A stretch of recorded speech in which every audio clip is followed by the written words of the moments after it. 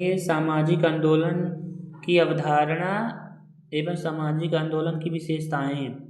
सामाजिक आंदोलन की अवधारणा को स्पष्ट कीजिए। सामाजिक आंदोलन की प्रमुख विशेषताएं। जब एक समूह या समुदाय कुछ विशेष सामाजिक नियमों और व्यवहारों से असंतुष्ट रहने के कारण संगठित होकर कोई ऐसा परिवर्तन लाने की कोशिश करता है जो लोगों की वर्तमान आवश्यकताओं के अनुकूल हो, इस तरह के प्रयत्न को सामाजिक आंदोलन कहते हैं।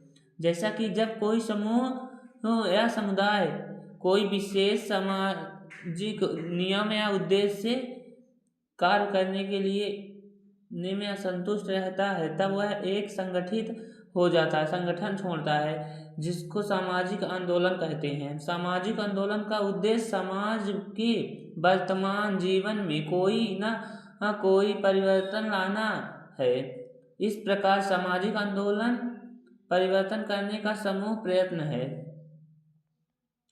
सामाजिक आंदोलन की विशेषताएं। चलिए हम सामाजिक आंदोलन की विशेषताओं को पढ़ते हैं।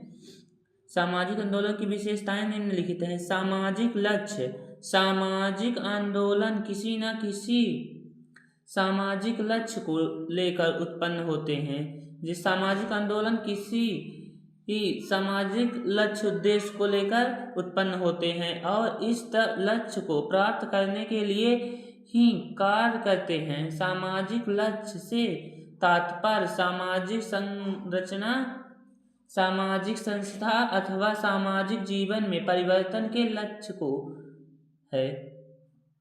सामाजिक परिवर्तन। दूसरा है सामाजिक परिवर्तन। सामाजिक आंदोलन का लक्ष्य सामाजिक परिवर्तन लाना है। इस परिवर्तन का प्रकार और मात्रा विभिन्न भिन्न जन समुदाय के सामूहिक कार्य के द्वारा सामाजिक संरचना में जानबूझकर परिवर्तन लाने का चेतन प्रयास है। जानबूझकर, जानते हुए भी वह परिवर्तन लाने का चेतन प्रयास होता है।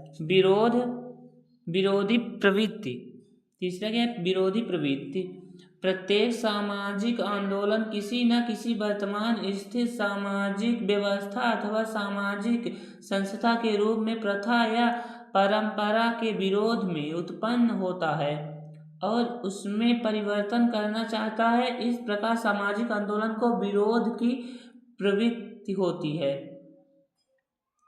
संगठन। सामाजिक आंदोलन आरंभ के छोटे रूप में शुरू होकर क्रमशः संगठित रूप ग्रहण कर लेता है। इस संगठन के बिना वे अपने लक्ष्यों को प्राप्त नहीं कर सकते हैं। प्रासंगिक। मूक आंदोलन किसी न किसी बात के विरोध में उत्पन्न होते हैं, इसलिए ये प्रासंगिक होते हैं। विशेष प्रसंग के कारण उनका जन्म होता है और यह प्रसंग बदल जाने पर ये समाप्त हो जाते हैं। अतः किसी भी सामाजिक आंदोलन को स्थायी नहीं माना जाना चाहिए। किसी भी आंदोलन को रुका हुआ नहीं माना चाहिए। भौगोलिक क्षेत्र। प्रत्येक सामाजिक आंदोलन किसी न किसी विशिष्ट भौगोलिक क्षेत्र में सीमित होता है। उदाहरण के लिए भारतवर्ष में कुछ सामाजिक आंदोलन किसी विशेष राज्य और कुछ संपूर्ण देश में सीमित रहे हैं। शायद ही कोई सामाजिक आंदोलन समस्त विश्व में फैला हो।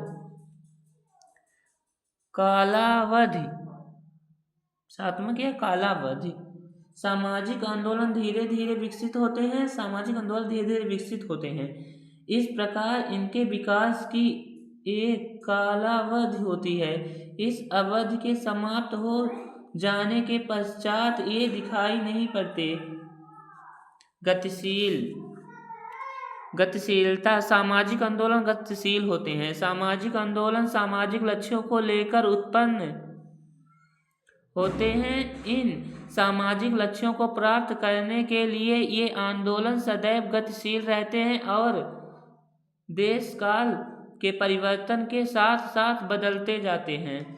नेता की भूमिका, इसमें नेता की क्या भूमिका है। सामाजिक आंदोलन का जन्म आरंभ में किसी न किसी नेता के विचार में होता है। बाद में प्रत्येक आंदोलन में छोटे बड़े अनेक नेतागण दिखाई पड़ते हैं। सामाजिक आंदोलनों को निर्देश देने के लिए इन नेताओं की भूमिका महत्वपूर्ण होती है। साहित्य, चूंकि सामाजिक आंदोलन विशेष प्रकार की सामाजिक व्यवस्था स्थापित करने के लिए उत्पन्न होते हैं, इसलिए वे अपने विचारों को किसी न किसी प्रकार के साहित्य के माध्यम से फैलाने का प्रयास करते हैं, उसको और अधिक ढंग से विस्तृत करने का प्रयास करते हैं। इस साहित्य में जहाँ एक और वे अपना उपस्थित करते हैं, अपना मत उपस्थित करते हैं, वहीं दूसरी ओर वे विरोध मतों का आलोचना भी करते हैं। जहां वो अपना मत देते हैं, वहीं ही दूसरी ओर अपने विरोध मतों की आलोचना भी करते हैं, मार्क करते हैं।